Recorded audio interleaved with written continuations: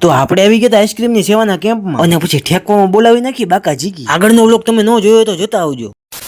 થોડીક વાર થતા આઈસર વાળું ડીજે આવી ગયું અને બધા 1000 ઠેકવાનું ચાલુ કરી નાખ્યું. થોડીક વાર થતા દેવભાઈ આઈસ્ક્રીમ લઈને આવી ગયા. પછી આપણે ત્યાં આઈસ્ક્રીમ ખાઈ લીધી. હા સમજો એસટી બસ વડાઈ નથી મૂકતા.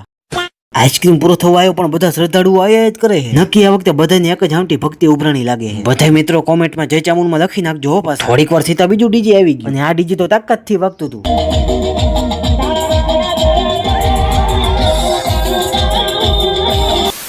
મામા તો આ બાજુ કૂતરાને આઈસ્ક્રીમ ખવડાવે છે અને બધું આઈસ્ક્રીમ પૂરો થઈ ગયો હતો. એકચ્યુઅલી માં બાજુ તો ફોટોગ્રાફી ચાલુ. પછી આપણે તે બધાની હારે પોસ્ટ દઈને ગોઠવાઈ ગયા. પછી આપણે દેવભારા થાકીને બેહી ગયા હતા ગાડીમાં. એમાં પછી જ્યાં ગાડી મૂકી હતી ત્યાં ઝાડવા ઉપર મત બેઠું. જેથી કાડું હોડું થયું તો ઉભા રોડે રનિંગ કરવું પડશે. તો ફાઇનલી હવે આપણે બધાની હારે જવાનું હતું ઘરે. દેવભા તો ઉપર ચડીને બેહી ગયા. પછી આપણે બધાની હારે ઉભા રહી ગયા હતા સોમાસર કેમ હતો ત્યાં. અને ગીત એવા વખતે તક વાત જવા દો ઠેકવાનું મન થઈ જાય. તો હજી એકવાર પાછું ઠેકી લીધું અને બધા ડિસ્કો કરવા માંડ્યા. અને ગાય કલાકાર જોરદાર ગાતા હતા હો પણ.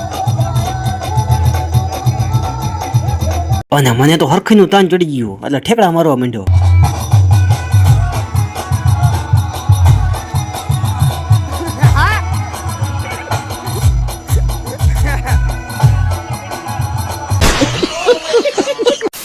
પછી મૂડી પહોંચીને ચાનો કોટો ચડાવી લીધો. તો ફાઇનલી મિત્રો હવે આપણે જવાનું હતું ઘરે. આ બાજુ તો ગાડીની ડેકીનો સાચો ઉપયોગ થાય છે. મુરલી ધરે પહોંચીને ફ્રીજ ઉતારી લીધું અને થોડોક આઈસ્ક્રીમ ઘર માટે પાર્સલ કરાવી લીધું. ઇટ્સ ટાઈમ ટુ હવે ખસકાવાનું આપણા ઘરે. સારું હાલો મિત્રો આપણા વ્લોગમાં નવા હોય તો લાઈક અને ફોલો કરવાનું ભૂલતા નહીં. તો મળીએ બીજા વ્લોગમાં.